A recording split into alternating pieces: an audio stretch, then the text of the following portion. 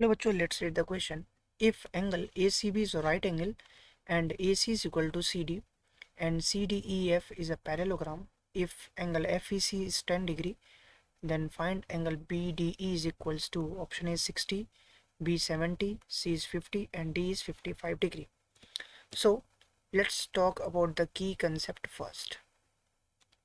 So अगर हम अपने key concept की बात करें तो हमें पता है क्या, sum of angles of a triangle is 180 degree के बराबर होता है.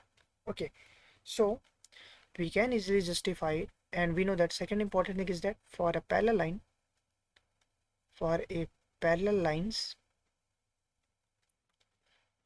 there exist alternate angle या alternate angles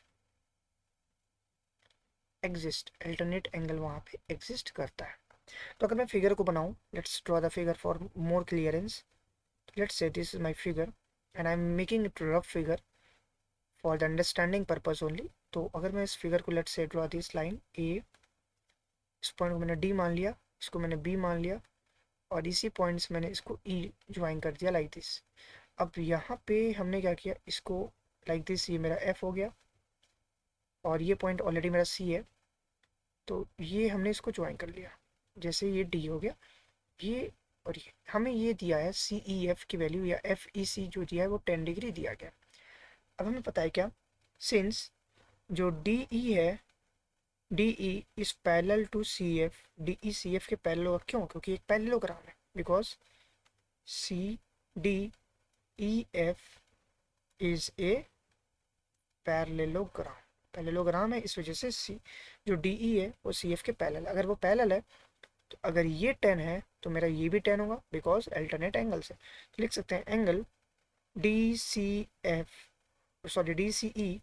जो होगा वो 10 डिग्री के बराबर होगा बिकॉज ऑफ अल्टरनेट एंगल.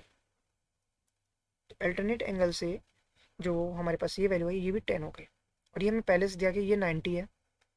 तो अगर ये 90 है because it's a parallelogram and this is, अगर ये 90 है बेसिकली ये वाला पॉइंट, ये जो हमें साइड दिया है ये 90 दिया है पूरा इक्वेशन में पहले से कि वो राइट एंगल है, जो कि ACB पूरा राइट एंगल है. अगर ये पूरा राइट एंगल है और ये इसके पैरेलल है तो ये भी 90 डिग्री ही होगा. तो हम लिख सकते हैं क्या, in triangle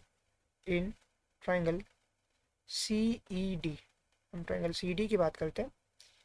so we know that what we have to do, हम लिखेंगे क्या, 90 प्लस 10 प्लस एंगल CDE, ये तीनों के तीनों 180 के समेशन के बराबर होंगे. तो हम लिख सकते हैं 90 और 10 हो गया 100, तो 90 और 10 100, तो हम लिख सकते हैं angle CDE is equal to 180 minus 100 implies that angle जो CDE होगा, CDE वो आ गया मेरे पास 80 डिग्री. अगर CDE की वैल्यू यहाँ पे बेसिकली हम टॉकिंग अबाउट ये 80 आ गया लाइक दिस, और हमें क्या पता है कि ये जो वैल्यू है पूरी 90 है और ये 10 है, तो ये कितना होगा, इस तीनों को ऐड करके 180 से माइनस कर देंगे, that is sum of all the angles on straight line का फॉर्मूला लगेगा. तो यहाँ पे हमें ये निकाल सकते हैं. तो हम क्या लिखेंगे, here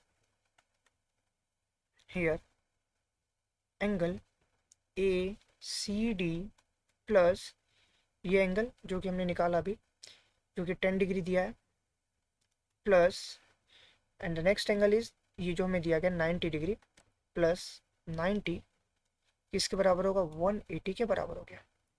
implies that angle ACD जो आई 180 minus 100 degree implies that angle ACD जो होगा हमारे पास वो हो गया 80 डिग्री के बराबर.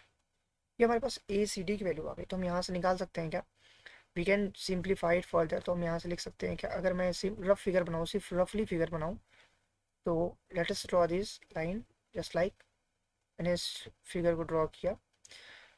सो अगर मैं इस फिगर को डिमॉन्स्ट्रेटली लेट्स सी इट हियर, तो अगर मैं रफली फिगर इसका बनाता हूँ तो यहाँ से बोल सकते हैं क्या, ये अगर मेरा A है, ये एक C है और एक ये D है, तो हमें ये एंगल मिल चुका है, ये हमें मिल चुका है जो कि 80 मिल चुका है. ओके, तो अब हमें क्या करना है, now we are very much clear with the thing कि यहाँ पे क्वेश्चन बोल रहा है कि ए सी जो है ये लाइन, ये जो साइड है और सी डी ये आपस में इक्वल है, ए सी और सी डी आपस में इक्वल है।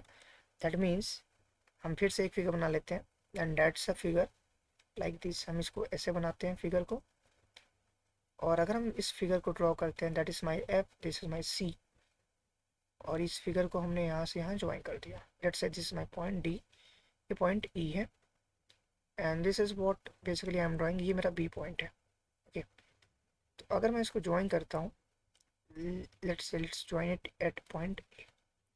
अगर हमारे पास ये पहले से क्लियर हो गया है क्या, हमने ए सी डी ये 80 निकाल लिया, हमारे पास ये भी वैल्यूज 10 दे दी है, ये परपेंडिकुलर पहले से था, और साथ ही साथ में हमें ये भी 10 दिया गया है। उसके अलावा हमें ये 80 मिल गया है, यहाँ से ये 80 था। तो अगर हमारे पास ये 80 है और ये वैल्यू हमें पास 90 पहले से दिया गया है एज पर द गिवन, क्योंकि ये परपेंडिकुलर था तो ये भी परपेंडिकुलर होगा, तो ये भी परपेंडिकुलर ही होगा। नाउ हमें पता है कि ये जो ए सी है ये सी डी के बराबर है, इक्वल है, क्योंकि क्वेश्चन में पहले से दिया गया है। तो अगर ये बराबर है तो इसके सामने की जो एंगल होगी ये, और इसके सामने की जो एंगल होगी ये, दोनों आपस में बराबर होंगे। दैट मीन्स अगर मैं इसको x मानूंगा तो ये भी x हो जाएगा। तो हम लिख सकते हैं क्या, x प्लस ए टी सभी का समेशन 180 के बराबर होगा, because of the sum of all the angles of a triangle is equal to 180 होता है। तो 2x की वैल्यू 100 के बराबर आई। इसका मतलब इम्प्लाइज दैट जो x की रिक्वायर्ड वैल्यू आ रही है वो 50 आ रही है यहाँ पर। अभी x की वैल्यू मेरे पास 50 आई, तो इसका मतलब ये जो पॉइंट होगा, एंगल होगा, ये 50 हो गया और ये भी 50 हो गया। अगर ये 50 है, हमें निकालना है क्या, एंगल बी डी ई, हमें ये एंगल पे फोकस करना है। तो हम लिख सकते हैं अगर ये स्ट्रेट लाइन बन रहा है और ये एंगल मेरा 50 बन रहा है लाइक दिस, और इसी एंगल से जो एक एंगल मेरा फॉर्म हो रहा है जस्ट लाइक ये, तो ये 80 हो रहा है, हमें ये निकालना है। लेट्स से हमको ये निकालना है, दैट्स माई वाई। तो हम लिख सकते हैं simple here 50 plus 80 plus Y, इन सभी का समेशन जो होगा 180 के बराबर होगा, because angle on a straight line का जो समेशन होता है 180 के बराबर होता है। तो एंगल वाई लिख सकते हैं हम 180 माइनस 8 5 130 हो गया यहाँ पे। इम्प्लाइज दैट जो वाई की वैल्यू आ रही है वो आ रही है 50 डिग्री। अगर वाई 50 आ रही, दैट इज देयरफॉर हम लिख सकते हैं क्या, एंगल बी डी ई जो है that measures 50 degree. This is my required answer. So जो करेक्ट आंसर हुआ that is option number C is my correct answer. Hope you understand it well. Best of luck. Thank you.